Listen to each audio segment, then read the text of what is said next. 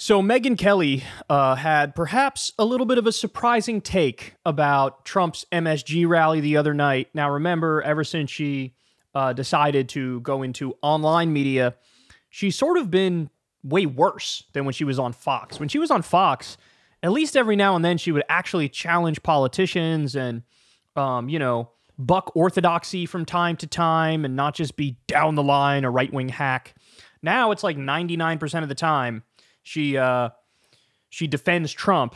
And Trump even said in one of his rallies, he's like, Megyn Kelly, now that she's doing her show online, she has to pretend like she likes me. I have no doubt that she's performing for her audience. She's probably one of the more audience-captured people out there. And again, I refuse to call people like this independent media or new media. No, they are new corporate media. That's what she is. Here's what she had to say about Trump's MSG rally. Here we go. Trump was not well served by those around him last night. It wasn't a Nazi rally. All that's nonsense. But I'm telling you, even for me, and I voted for Donald Trump last week, it was too brotastic. Okay? It was. You're trying to win an election in which you're hemorrhaging female voters. Maybe when you present in front of hundreds, thousands at least, at Madison Square Garden, you clean up the bro talk just a little so you don't alienate women in the middle of America who are already on the fence about Republicans. Do they have no women advising their campaign? Is there no actual woman sitting behind the scenes, coming up with a guest lineup and saying, let's just have a word with the guys who are going to be speaking about this isn't the bar. This isn't their living room. This is a campaign. This is politics. We're trying to get him elected. We don't need to rally the base or guys anymore. And it's not helpful, even if we do want to rally the base or guys, to go full off-color insults to different racial groups and so on. I get it. Trust me, nothing that was said offended me. I'm almost unoffendable. But I understand how this plays, especially with women. And it was an effed up choice. They took what was an amazing celebration of Trump, exciting and well-attended and hugely enthusiastic, and gave themselves a big black eye. This isn't about the insane media, which did, of course, what the insane media is going to do. This is about them giving the insane media all these headlines that undermined the main man, Donald Trump, who did exactly what he should have last night. You effed up. Hopefully you'll do better in the closing week of the campaign. Wow. I love the... see, this is how she's hedging to try to make sure the mob of her audience doesn't come after her. She's like, bro, the media is wrong. The media is being crazy about this and stuff. And I wasn't offended. I wasn't offended. I'm just saying other people probably felt that way. God, Jesus Christ, Megyn. Even when you're making a half decent point, you can't help but embarrass yourself. Oh, yeah, the media is the problem. The media for, literally showing the clips directly and being like, kind of extreme. Yeah, that's the media's fault for calling a spade. Jesus Christ. I love the I wasn't offended part. I was fine with it. I wasn't offended. I wasn't offended, but other people maybe were. That's... Jesus, she's being so dishonest, even when she's making a half-decent point. Okay, so let's get to the specifics here. The core of her argument is Trump was misled, and his advisors should have known better than to be this bro-tastic. Look, here's the thing. I'm sick of all these arguments that take all responsibility and agency away from Trump.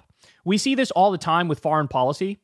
So the most dishonest people will lie and just say Trump is anti-war. He's not. His record was not that, period, right? But then you have another group of people where what they say is, okay, yeah, Trump's foreign policy was bad and it was hawkish, but he was misled by his advisors, bro, so it's not on him. He was duped. He was duped. Have any of these people stopped to consider, no, he actually agrees with what his own foreign policy was?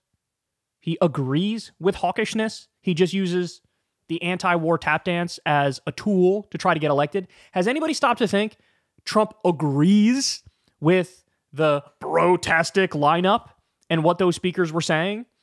And he liked it and he enjoyed it? There's always this, the Trump people can't help themselves. There's always it's never Trump's fault, ever. It's always, somebody else, or they misled him, or this happened, or that happened. It's never this is who he is, bro. This is who he is. Now, by the way, I need to correct her because somebody vetted Tony Hinchcliffe's set and they took a joke out of there. He had a joke where he called Kamala a cunt and they took it out. But what makes that extra funny is that they didn't take out the Puerto Rico part, right? They didn't take out the carving watermelon. To be fair, I think that part he was just riffing.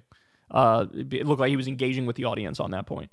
But, like, they didn't take out any of the other things that became a massive scandal. So they saw, yes, Puerto Rico is floating garbage. You can keep that in, but take the Kamala cunt thing out. But look, on the broader point, though, like, she's right. They're catering to the base, and this is not about the base at this point in the election. It's not.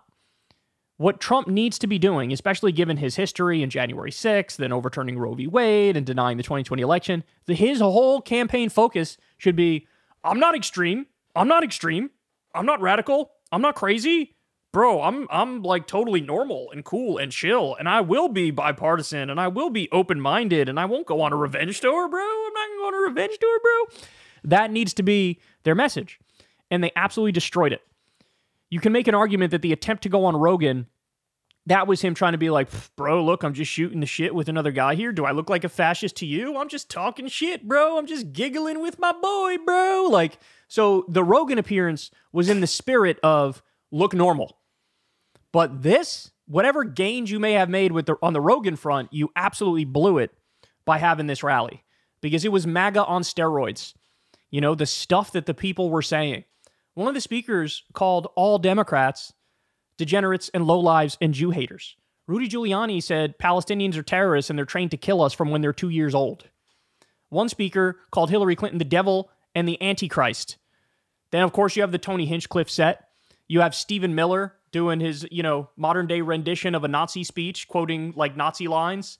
Like, Trump himself bragging, I'm gonna bring back the Alien Enemies Act of 1798, the same law that we used to intern Japanese Americans. We put them in internment camps, folks. I'm bringing that back because back then we had law and order, folks. We had law and order in 1798.